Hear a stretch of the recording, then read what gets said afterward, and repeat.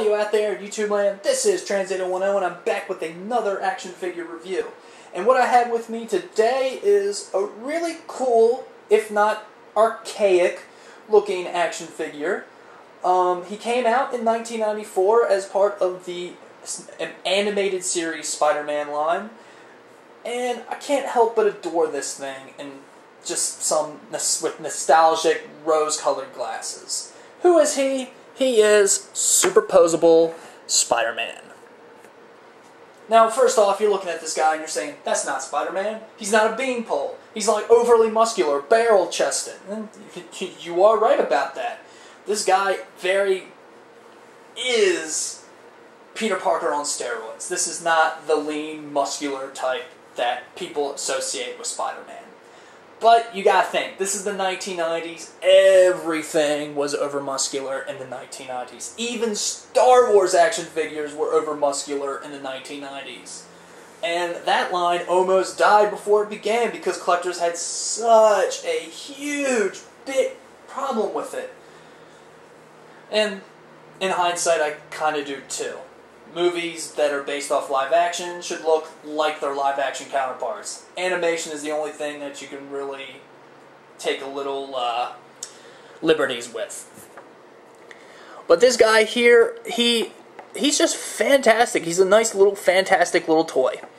He does have a problem with him, and I'll get to that when I get to him. But like I said, this is a product of the 1990s. So he does have the barrel chest, he has the very over-muscular legs, and look at those calves! Look at those calves! Look how huge those calves are! Jeez! Alright.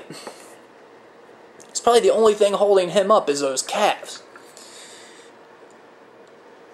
This guy has, like I said, he's got a really cool little over-muscular... I mean, he's not over-muscular. I think the Kenner Batman comic Legends of Batman figures were over-muscular, but these guys, you know, they're pretty good. I mean, it does look like the animated Spider-Man, and it does look like Spider-Man, so can't give too much of a bad rep for this, for doing what everyone else did in the 90s.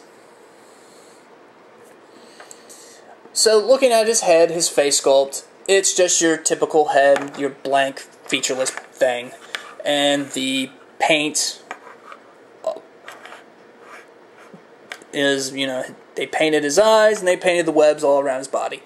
So basically there is no detail in this figure besides the sculpt. Everything is painted. So it's like 100% paint. 10% sculpt. So with that said, and because everything's kind of screen printed and the webbings are so detailed, every Spider-Man figure suffers from this. And every Spider-Man figure will suffer from this when they're mass produced by the hundreds of thousands to the millions.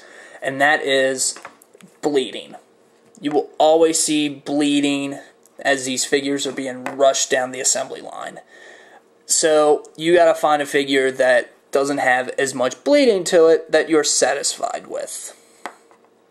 And I'm pretty satisfied with this one. This is one that I actually found at a yard sale, mint on card, paid about $5 for it. I've seen these things go for as much as 20 to 30 mint on card. So yeah, he does command quite a hefty price tag for something produced in the 90s. He's not comic, you know, he's not combat belt Batman rare, but he is a little bit more difficult to find than, let's say, Parachute Spider-Man or Web Shooter Spider-Man or even Web multi-jointed Spider-Man from the Marvel Superheroes line, which is a piece of crap compared to this. His articulation is as follows, and he does have, his articulation is hindered by one thing. He has rubber band inside his body. How do I know this? Because every time you try to turn his head, it won't stay in the position that you want it. Always be a recoil. Rubber band construction always does this. It's what makes him able to pose his chest and his waist but it's going to keep from other parts of articulation. Luckily, it doesn't hinder his legs or his arms. So his articulation is as follows. Let's say head is on a swivel, and it could go 360 if it wasn't for the rubber band. Then we have a double swivel on his shoulders, which go in and out in 360. Swivel elbows, swivel wrists, and a ball-jointed leg joint with swivel bendable knees and swivel ankles. So he's got loads of articulation. And with that, he didn't come with any accessories. No parachute, no web projectile, no whatever. But he did come with a nice little Spider-Man pin. And it's okay. Head's too small, arms too big, body too muscular. It's a big mess of an artwork. And because this was given to children, and at this point parents were all about safety, there is no safety pin. Much like the Shocker and Mysterio pins. I don't think Shocker had a pin. No, I don't think Shocker had a pin. But the Mysterio pin that I showed you earlier, they have these little clasps. That's how you would clip it on. Bunch up your clothing, insert, and then you had like a little Spider-Man thing you bring around with you. So, this was one of Toy Biz's first attempts, and pretty much any person making action figures, their first attempt, or second attempt, or third attempt to try to make some really cool, poseable action figures. So you have to commend this. This is a piece of history right here. This is probably what inspired whole generations like myself to look at these toy companies producing figures like old Alan Scott here and say, yeah, that's nice, but you need articulation. So take this and add it into this.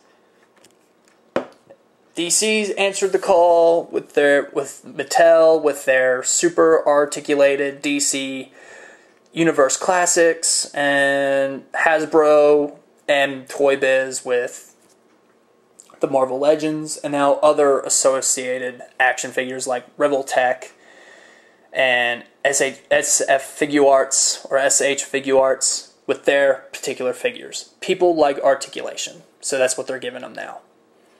And this is the figure that helped start it all. Pretty neat, huh? Pretty neat. So like I said, this guy can be found at many different online retailers, and eBay's probably your best bet. That's the one that's going to cost less than an arm and a leg. And hey, you can probably find some at maybe your local comic shops or maybe Amazon online marketplace. But for now, I think eBay may be your best bet. Just don't pay over, $20 for them if you want a mint on card. I think that's fairly reasonable. So this is Trans8010, and I am signing off.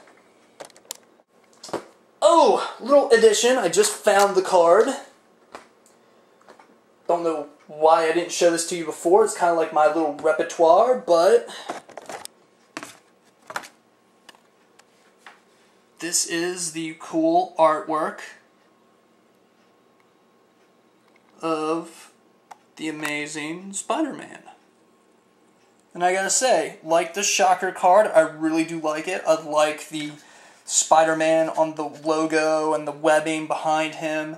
I really do love the CGI look to the city and the spotlight outline of the figure. And I always loved the figure, the character, what looks to be like on a billboard with lights shining on it. That is pretty cool. Then of course on the back, having been bitten by a radioactive spider, bio, blah blah blah. And we also have the product catalog of everything that you can possibly get with this collection. because I loved you so much, and because I love cards, there you go.